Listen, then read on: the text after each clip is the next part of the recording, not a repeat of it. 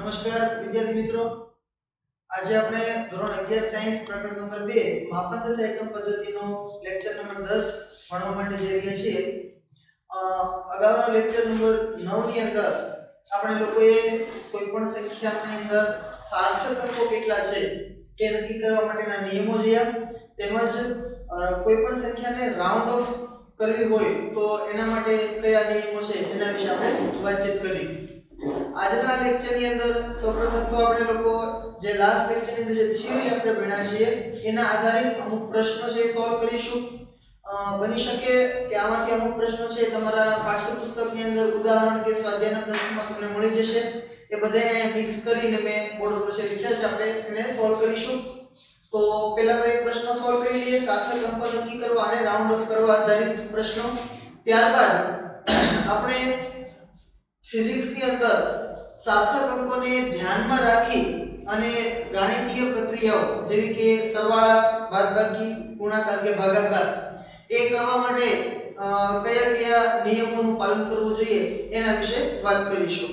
તો સૌથી પહેલા તો આપણે જોઈએ અમુક જે પ્રશ્નો લખ્યા છે અહીંયા મેં. સૌથી પહેલો પ્રશ્ન, નીચે આપેલ સંખ્યાઓમાં સાર્થક અંકોની ગણતરી કરવાની છે. આશા રાખું કે આપ સૌ લેક્ચર નંબર 9 છે એ જોઈને જ આ લેક્ચર છે એ જોતા હશો. એમ છતાં ન જોયો હોય તો એક વખત ફરીવાર એનો રિવાઇઝ કરી લેજો. લેક્ચર નંબર 9 ની અંદર આપણે સાર્થક અંકોને ગણવા માટેના 5 નિયમો જે ભણ્યા એનો જ અહીંયા આપણે ઉપયોગ કરવાનો છે. સૌથી પહેલી જે સંખ્યા છે 0.007, તો આના અંદર સાર્થક અંકો કેટલા? તો આ સંખ્યાની અંદર જોવા જાવ તો સૌથી પહેલો નિયમ છે તો આપણે સાર્થક અંકોને નક્કી કરવા માટેના નિયમો પૈકીનો કે બધા જ શૂન્યેતર અંકો સાર્થક અંકો છે. શૂન્યેતર કહેતા શૂન્ય સિવાયના અંકો. તો આ સંખ્યાની અંદર તમે જોવા જાવ શૂન્ય સિવાયના અંક કેટલા? તો કે આ એક 7 જે છે એ શૂન્ય સિવાયનો અંક છે, તો આ એક સાર્થક અંક થશે. પછી આ બે જે 0 છે એને આપણે સાર્થક અંક તરીકે ગણતા નથી, બરાબર?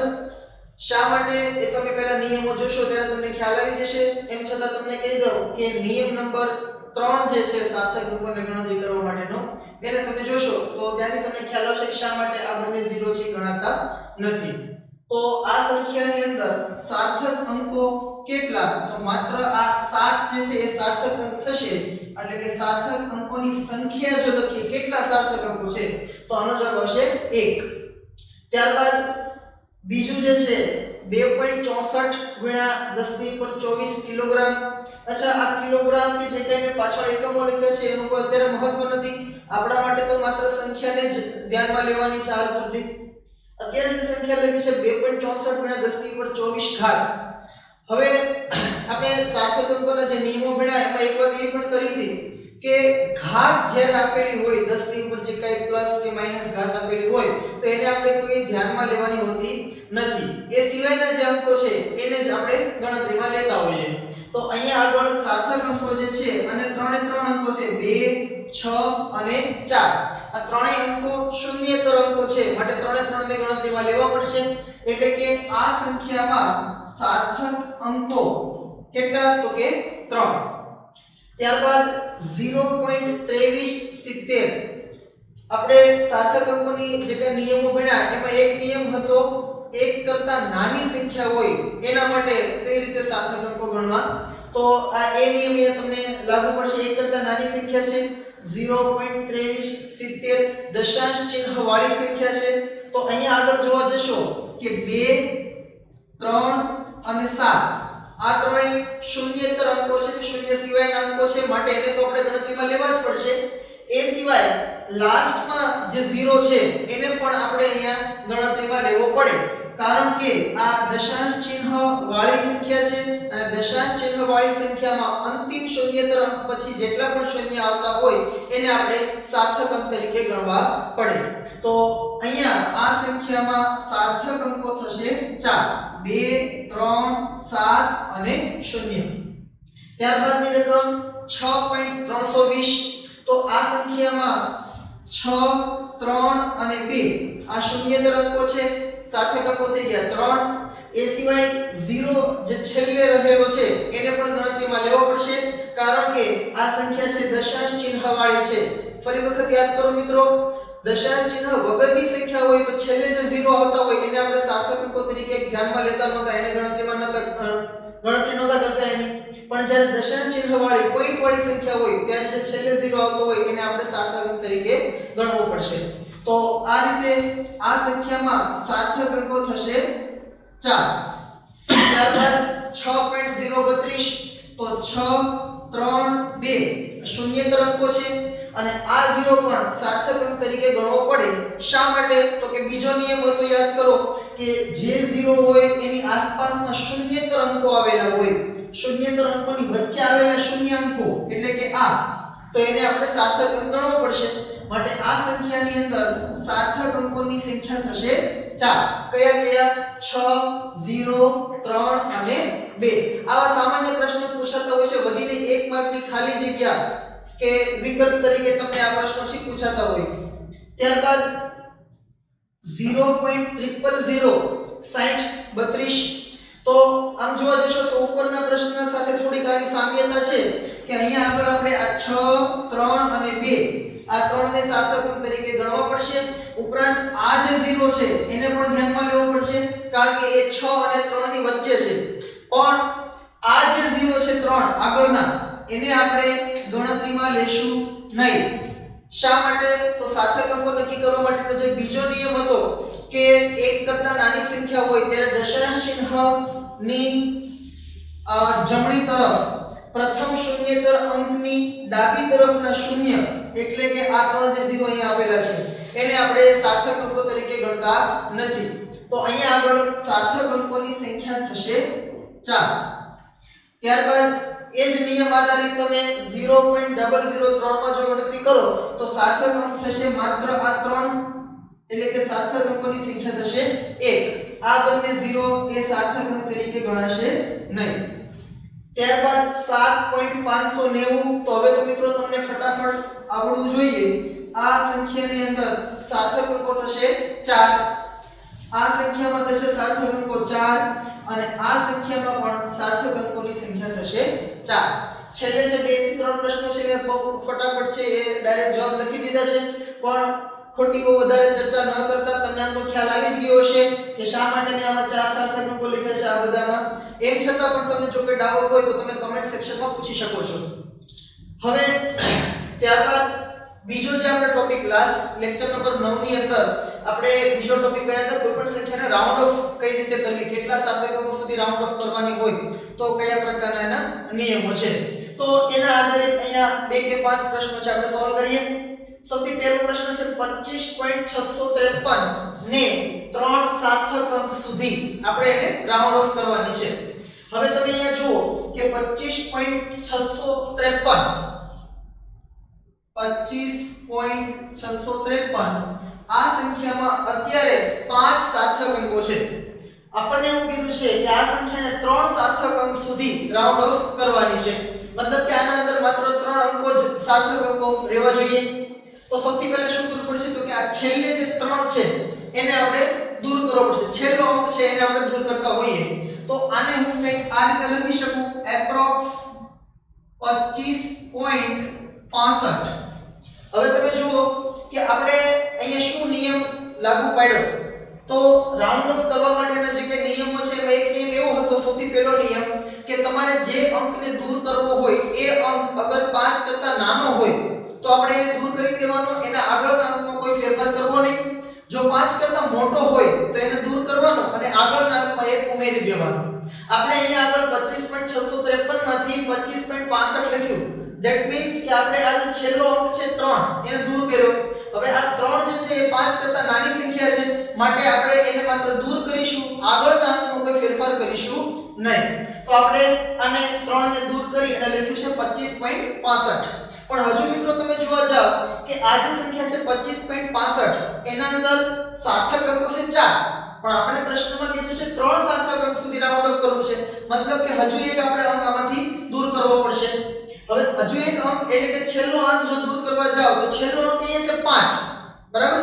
આપણે રાઉન્ડ ઓફ કરવા માટેના જે નિયમો જોયા કે 5 કરતા મોટી સંખ્યા હોય તો આગળના અંકમાં 1 ઉમેરવો, 5 કરતા નાની સંખ્યા હોય તો આગળના અંકમાં કોઈ ફેરફાર કરવો નહીં. પણ જ્યારે 5 જ હોય, જે અંકને આપણે દૂર કરવાનો છે એ પોતે 5 હોય, ત્યારે શું કરવું? તો ત્યારે આપણે એક વાત કરી હતી કે જો એની આગળનો અંક એકી હોય તો એમાં 1 ઉમેરી અને એ અંકને દૂર કરી દેવો, અને જો એ આગળનો અંક બેકી હોય તો એ માત્ર 5 ને દૂર કરી દેવાનો, એના આગળના અંકમાં કોઈ પણ ફેરફાર કરવાનો નથી. મતલબ કાઈ સરવાળા બાદબાકી કોઈ ફેરફાર છે કરવાની જરૂર નથી. તો અહીંયા આગળ આપણે 25.65 છે એમાંથી હજુ છેલ્લો 5 છે દૂર કરવા જઈએ તો આ 5 દૂર કરવા માટે એની આગળનો અંક જોવા જાવ તો આગળનો અંક છે 6. હવે 6 જે છે એ તો બેકી સંખ્યા છે, માટે આપણે આગળના અંકમાં કોઈ ફેરફાર કરીશું નહીં, અને આ જે છે એ રાઉન્ડ ઓફ થઈ અને થઈ જશે 25.6, બરાબર. હવે આ સંખ્યાની અંદર સાર્થક અંકો થઈ ગયા 3. તો આપણો સાચો જવાબ છે એ થશે 25.6.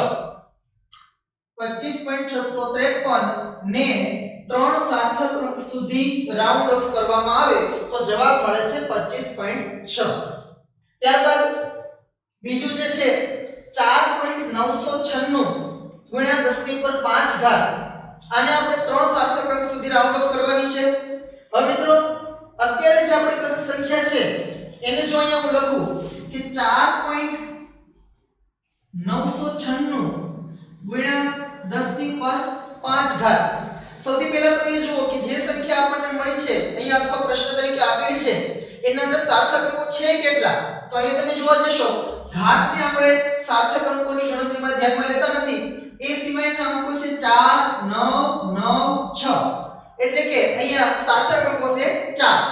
આપણે કરવા છે એને કેટલા સાર્થક અંકો કે 3. એનો અર્થ એવો થયો કે છેલ્લે જે અંક છે એને આપણે દૂર કરવો પડે. છેલ્લો જે અંક છે એ છે આપણા માટે 6. તો આને જો દૂર કરવા જઈએ તો કંઈક આવું થશે 4.99. પહેલા હું આમને લખું છું 6 દૂર કરીને અને એને ગુણ્યા 10 ની પર 5. હજુ પ્રશ્નનો જવાબ નથી આવ્યો, આપણે જે વિચારવું પડશે કે કયા પ્રકારના નિયમો અહીંયા લાગુ પડશે. હવે તમે જોવા જાવ 4.996 માંથી આપણે છેલ્લો જે અંક હતો એને દૂર કર્યો, પણ છેલ્લો અંક કોણ હતો? તો કે 6. અચ્છા 6 એ 5 કરતા નાની સંખ્યા છે કે મોટી સંખ્યા છે? તો સ્વાભાવિક છે આપણને ખ્યાલ આવે કે 6 એ 5 કરતા મોટી સંખ્યા છે. તો 5 કરતા મોટી સંખ્યા હોય એવા અંકને જ્યારે તમે દૂર કરો ત્યારે એના આગળના અંકમાં 1 ઉમેરવો પડે. તો અહીંયા તમે જોવા જશો કે આ 6 ને હું જ્યારે દૂર કરું તો આગળના અંકમાં 1 ઉમેરું તો આગળનો અંક છે 9, એમાં જો હું 1 ઉમેરું તો એ થઈ જશે 10, અને એ 10 થવાના લીધે અહીંયા 1 ઉમેરાઈ જશે, આ 0 થઈ જશે, એટલે કે આ થઈ જશે 5. 5.00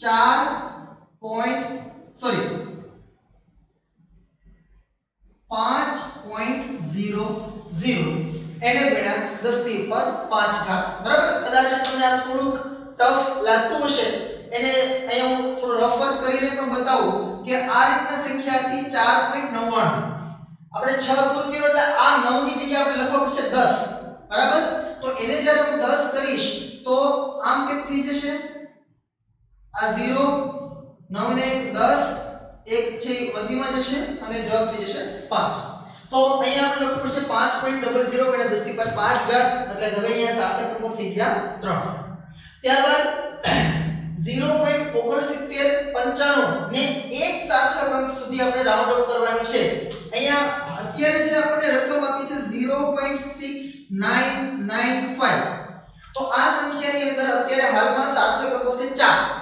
હવે આના આપણે એક સાર્થક અંક જ રાખવો છે, તો એક સ્ટેપ બાય સ્ટેપ આપણે અંક છે દૂર કરતા જઈએ. સૌથી પહેલા તો હું છેલ્લો જે 5 છે એને દૂર કરું. છેલ્લો 5 દૂર કરવાનો હોય ત્યારે મિત્રો યાદ કરો જ્યારે 5 જ હોય, જે અંકને આપણે દૂર કરવો છે પોતે જ્યારે 5 હોય તો આપણે નિયમ એવો જોઈએ છે કે જો આગળનો અંક એકી હોય તો એક ઉમેરીએ અને બેકી હોય તો એમાં કઈ આપણે ફેરફાર કરતા નથી. અહીંયા આગળ જ્યારે તમે 5 દૂર કરવા જશો ત્યારે એના આગળનો અંક છે 9 છે.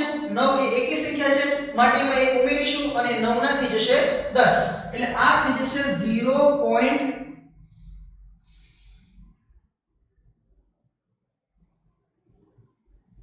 આ 9 ની જગ્યાએ 10 થઈ જશે, એટલે 0 0 અને એક અહીંયા 0.700, બરાબર.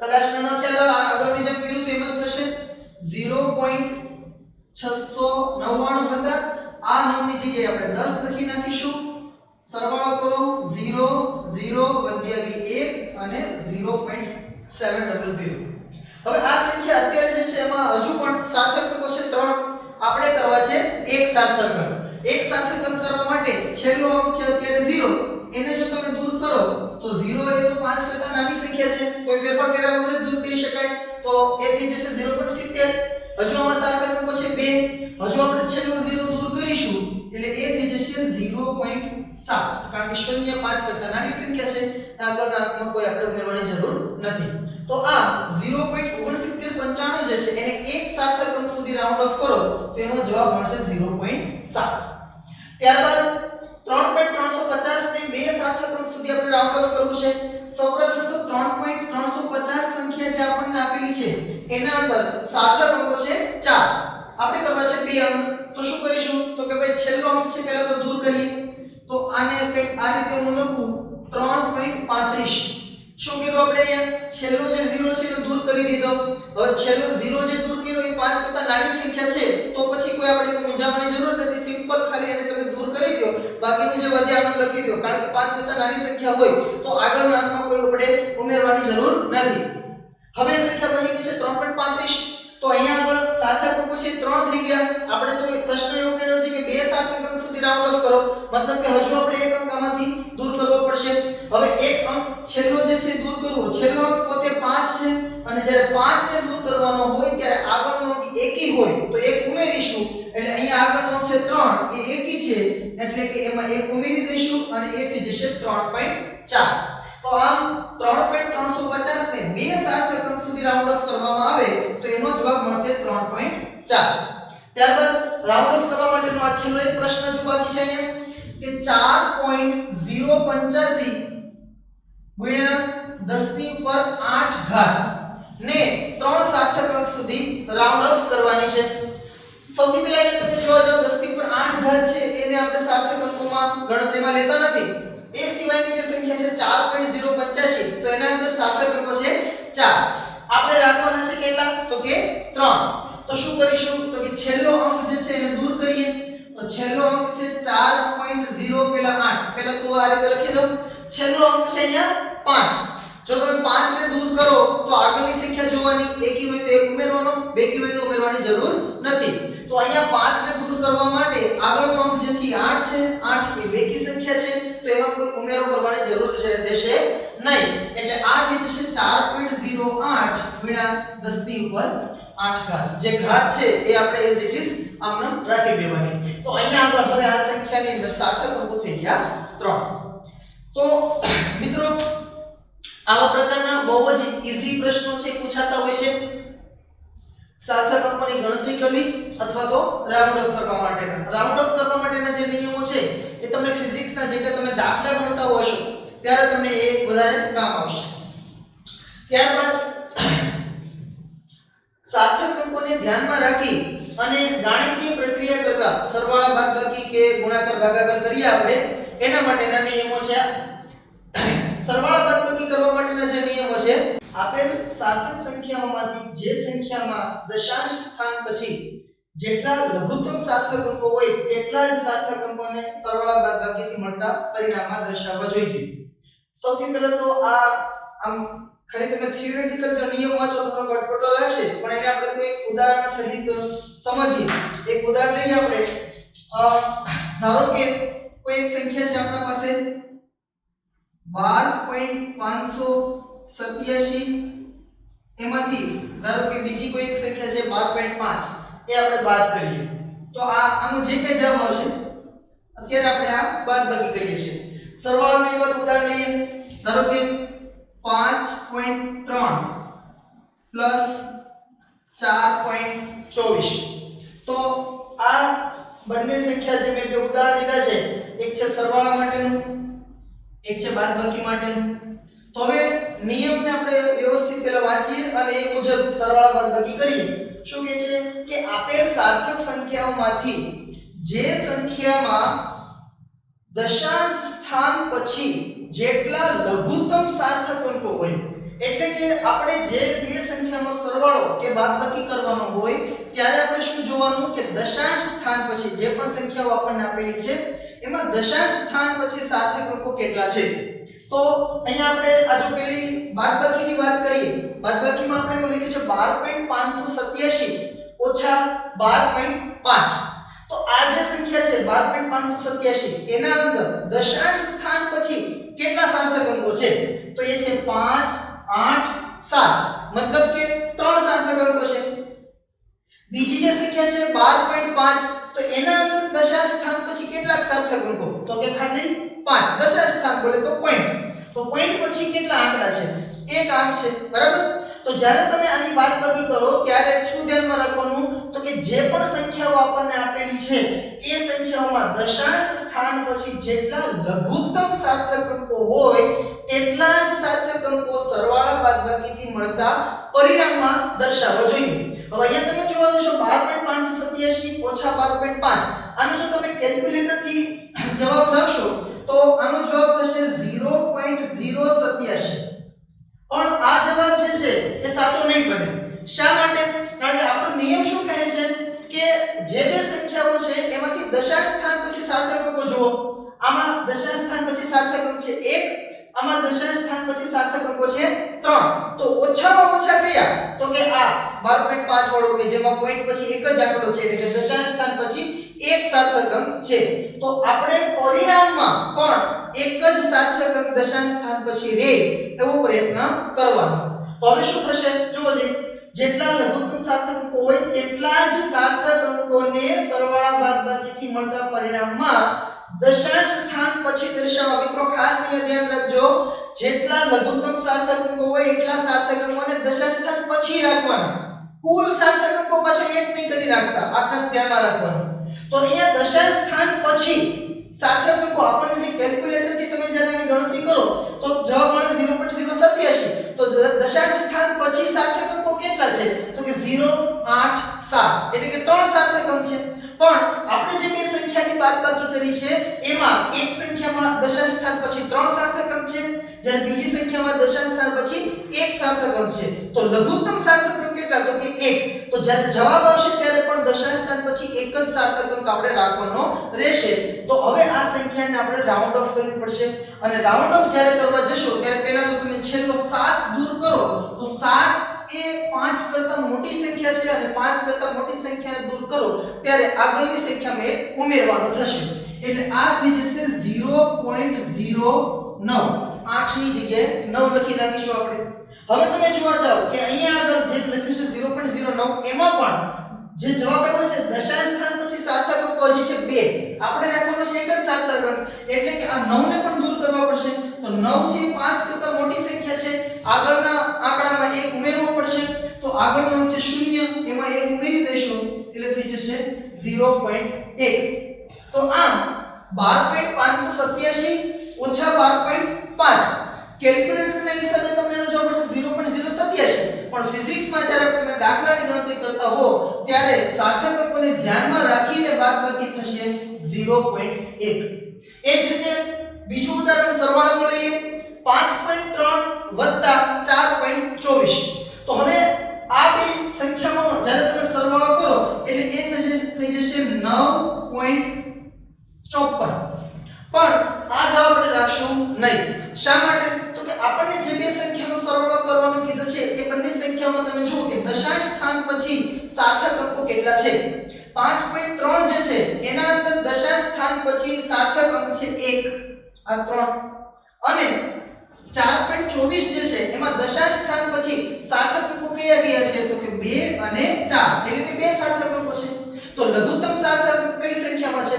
પહેલી સંખ્યામાં છે। કેટલા છે? તો કે એક સાર્થક અંક છે। દશાંશ સ્થાન પછીની વાત કરું છું, સંખ્યામાં નહીં, એટલે કે દશાંશ સ્થાન પછી આ જે સંખ્યા છે એમાં એક સાર્થક અંક છે, માટે આનો જે જવાબ આવે એમાં પણ દશાંશ સ્થાન પછી એક સાર્થક અંક રાખવાનો। ફરી વખત યાદ દેવરાવી દઉં, દશાંશ સ્થાન પછીના અંકોની વાત થઈ છે, અહીંયા કુલ સાર્થક અંકોની વાત નથી થતી। તો હવે આપણે જે જવાબ આવશે 9.54 એમાં દશાંશ સ્થાન પછી બે સાર્થક અંક છે કયા કયા 5 અને 4 તો આપણે દશાંશ સ્થાન પછી એક જ સાર્થક અંક રાખવાનો છે માટે આ 4 ને દૂર કરવો પડશે 4 એ 5 કરતા નાની સંખ્યા છે માટે એને દૂર કરીશું પણ આગળના અંકમાં કોઈ આપણે ઉમેરો કરવાની જરૂર નથી અને આનો જવાબ થઈ જશે 9.5 આ એના સરવાળાનો જવાબ આવશે તો આ થઈ ગઈ મિત્રો સરવાળા કે બાદબાકી કરવા માટે સાર્થક અંકોને ધ્યાનમાં રાખીને કઈ રીતે ગણતરી કરવી હવે પછીનો જે નિયમ છે ગુણાકાર ભાગાકારનો એના જેવો જ નિયમ છે પણ બંનેમાં ફરક શું છે ખાસ સમજો પહેલા તો આપણે નિયમ વાંચીએ કે આપેલ સાર્થક સંખ્યાઓમાંથી જે સંખ્યામાં લઘુત્તમ સાર્થક અંકો હોય તેટલા જ સાર્થક અંકો આ સંખ્યાઓના ગુણાકાર કે ભાગાકારથી મળતા પરિણામમાં રાખવા જોઈએ તમે બંને નિયમોનો ફરક જોવા જાઓ સરવાળા બાદબાકી કરતી વખતે આપણે દશાંશ સ્થાન